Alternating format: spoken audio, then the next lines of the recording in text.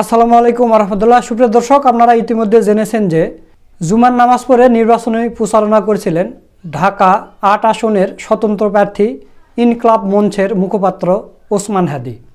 তো সেই সময় মোটরসাইকেল করে এসে দুর্বৃত্তরা তাকে গুলি করে পালিয়ে যায়। তার গুলি বাম কাঁধের এখানে, মানে কানের নিচে এখানে লাগে। গুলি এখন পর্যন্ত বের করতে পারেনি। তার অবস্থা খুবই খারাপ, আশঙ্কাজনক। তো প্রিয় দর্শক, গুলি করার দুইটা সিসিটিভি ফুটেজ আমাদের হাতে এসেছে। তো চলুন আমরা সেই দুইটা ভিডিও দেখে আসি।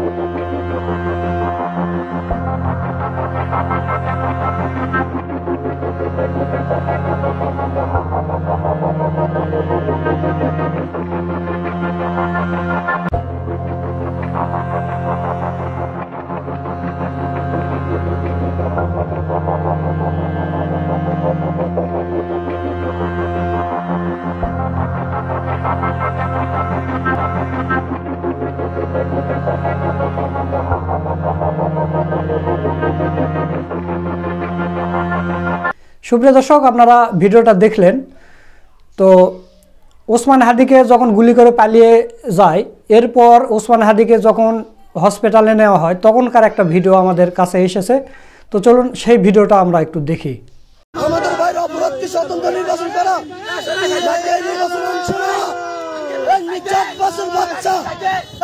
বাচ্চা বিএনপি করো, ওর বিএনপি কয়জন টিকে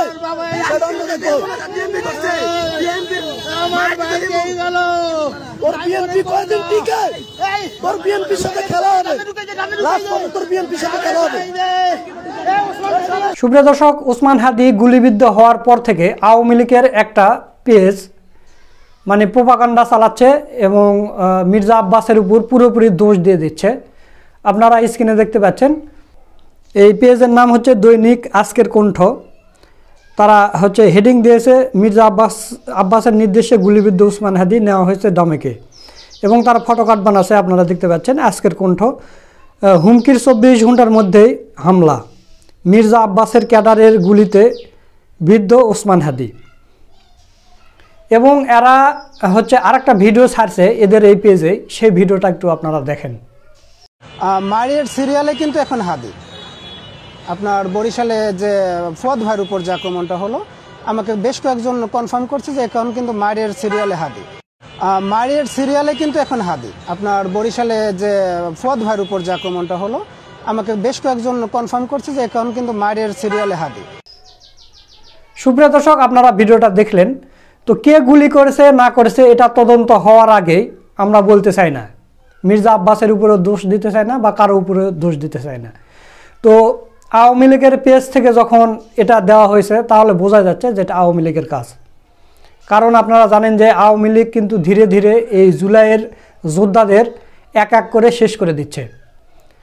আপনারা ভিডিওতে দেখলেন যে এরপর কে টার্গেট এইভাবে টার্গেট করে করে এক এক করে তাদেরকে মেরে ফেলা হচ্ছে। কারণ আওয়ামী লীগের সবচাইতে বড় ক্ষতি করেছে এরা। এরপর হয়তো সাদিক কায়েম, SM ফরহাদ বা আরও যেগুলো নেতাকর্মীরা আছে হয়তো এরা টার্গেটে পড়বে। তো সঠিক তদন্ত না হওয়া পর্যন্ত আমরা মির্জা আব্বাসের উপর দোষ দিতে পারি না। আওয়ামী লীগের এই পেজ থেকে যে বলা হচ্ছে বা ভিডিও দেওয়া হচ্ছে আমরা এগুলো বিশ্বাস করব না। কারণ তদন্ত যেহেতু সিসিটিভি ফুটেজ দেখা যাচ্ছে এবং আইন শৃঙ্খলা বাহিনীরা এদের দেখলেই চিনতে পারবে এবং হয়তো আজ রাতের মধ্যে এদেরকে গ্রেপ্তার করতে পারে।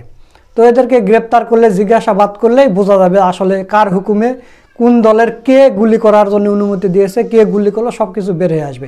তখন আমরা মানে সুনির্দিষ্টভাবে কে করেছে সেটা আমরা প্রচার করব। মির্জা আব্বাসের উপরে আমরা দোষ দিতে চাচ্ছি না। তো প্রিয় দর্শক, আমরা দেখলাম যে শিবিরের সভাপতি জাহিদুল ইসলাম ভাই তিনি হসপিটালে এসেছেন হাদিকে দেখতে। রাজনৈতিক দলগুলোকে আমরা বলবো, আপনাদের ভিতরে অনেক বিষয়ে মতবিরোধ থাকতে পারে, আপনাদের রাজনৈতিক আলাদা আদর্শ থাকতে পারে, ক্ষমতা নিয়ে অনেক বেশি প্রতিযোগিতা থাকতে পারে, কিন্তু এই ধরনের ইস্যুগুলোতে আপনারা ঐক্যবদ্ধভাবেই সকলে ভূমিকা রাখবেন। আমরা সকল রাজনৈতিক দলের কাছে সেই প্রত্যাশা রাখছি। আচ্ছা, একের পর এক হামলা হচ্ছে প্রার্থীদের উপর, আসলে প্রশাসন কতটা নিরপেক্ষ ভূমিকা পালন করছে?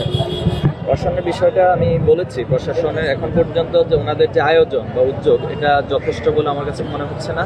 তো এই ক্ষেত্রে অবশ্যই সরকারের যিনি প্রধান উপদেষ্টা আছে, ওনাকে নিজেকেই, যেহেতু এখন একটা ক্রিটিক্যাল সিচুয়েশন তৈরি হচ্ছে, ওনাকে নিজেকেই এই বিষয়গুলো হস্তক্ষেপ করা দরকার এবং দেখভাল করা দরকার। আমরা সেই আহ্বান ওনার প্রতি রাখছি। এরপর দেখলাম যে ঢাকা 17 আসনের জামাত ইসলামের এমপি প্রার্থী ডাক্তার খালিদুজ্জামান এবং তার সাথে হাসনাত আবদুল্লাহ সহ অনেকেই ঢাকা মেডিকেল কলেজে গেছেন ওসমান হাদিকে দেখতে।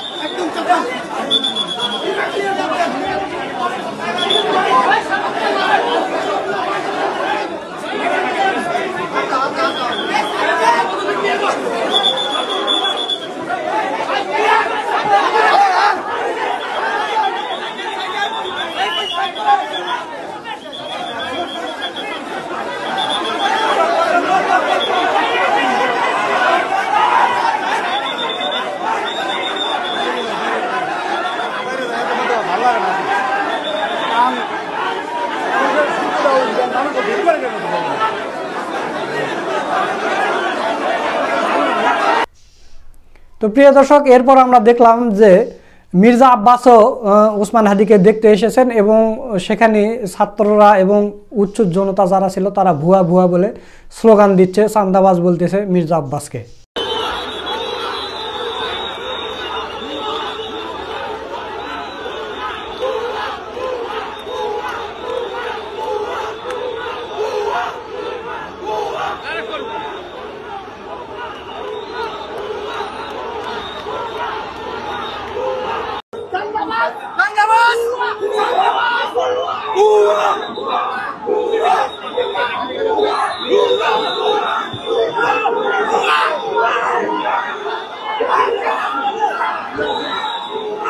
এরপর আমরা দেখলাম যে ছাত্র দলের সভাপতি রাকিবুল ইসলাম রাকিব এবং সেক্রেটারি নাসির উদ্দিন নাসির, এরা দুইজনও হাদিকে দেখতে হসপিটালে এসেছে।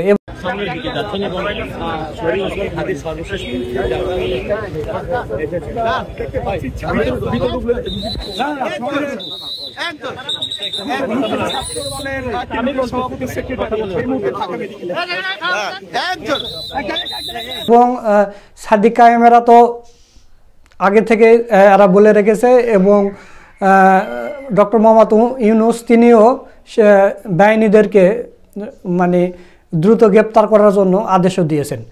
তো প্রিয় দর্শক, যে খুন যেই করুক, আমরা চাই অতি দ্রুত তাকে গ্রেপ্তার করা হোক, আইনের আওতায় আনা হোক। কারণ আপনারা জানেন যে গতকালকেই তফসিল ঘোষণা করা হয়েছে, তার একদিন পর গতকালকে ঘোষণা করা হয়েছে সন্ধ্যায়, আজকে দুপুর 2টা 2:30টার দিকে হাদিকে গুলি করা হলো। একজন প্রার্থীকে গুলি করা হলো। প্রার্থীর যদি জীবনের নিরাপত্তা না থাকে তাহলে নির্বাচন সুষ্ঠু কিভাবে হবে? এটা তো মানে শুধু বাংলাদেশে না, বইয়ের বিশ্বেও কিন্তু এই খবর পৌঁছে গেছে, কারণ সে একজন বড় জুলাই যোদ্ধা। তো এইরকম অবস্থায় ডক্টর মোহাম্মদ ইউনূস সুষ্ঠু নির্বাচন কিভাবে করবে, এটা কিন্তু প্রশ্নবিদ্ধ হয়ে যাবে। এই কারণে ডক্টর মোহাম্মদ ইউনূসের উচিত হবে সম্পূর্ণ বাহিনী দিয়ে কে গুলি করেছে তাকে দ্রুত গ্রেপ্তার করে দ্রুত এগুলো প্রচার করা, যে কে গুলি করলো, কার ইয়াতে গুলি হলো, এবং নিরাপত্তা নিশ্চিত করতে হবে প্রত্যেকটা প্রার্থীর। যারা নির্বাচনে প্রচারণায় যাবে, গণসংযোগে যাবে, তাদেরকে প্রোটেকশন দিতে হবে। তাছাড়া সুষ্ঠু নির্বাচন আপনি বলতেছেন মুখে, বাস্তবে তো দেখা যাচ্ছে না। বর্তমানে কঠিন মানে চ্যালেঞ্জের মুখে পড়েছে ডক্টর মোহাম্মদ ইউনূস, কঠিন পরীক্ষার মুখে পড়েছে। আজকে রাতের মধ্যে যদি এই আসামিদের গ্রেপ্তার করতে না পারে তাহলে কিন্তু জাতীয় নির্বাচন প্রশ্নবিদ্ধ হয়ে যাবে। কারণ গতকালকেই তফসিল ঘোষণা, আজকেই প্রার্থীকে গুলি, আরও কত জায়গায় গুলি হবে না কি হবে তার কোনো নিরাপত্তা নেই, তার কোনো ঠিক ঠিকানা নাই। তো প্রিয় দর্শক, সব মিলে আজকের ভিডিওটা আপনাদের কাছে কেমন লেগেছে তা অবশ্যই কমেন্ট করে জানিয়ে দেবেন। ভিডিওটা ভালো লাগলে শেয়ার করবেন। আজকের ভিডিও এই পর্যন্তই। সকলকে ধন্যবাদ। আসসালামু আলাইকুম ওয়া রাহমাতুল্লাহ।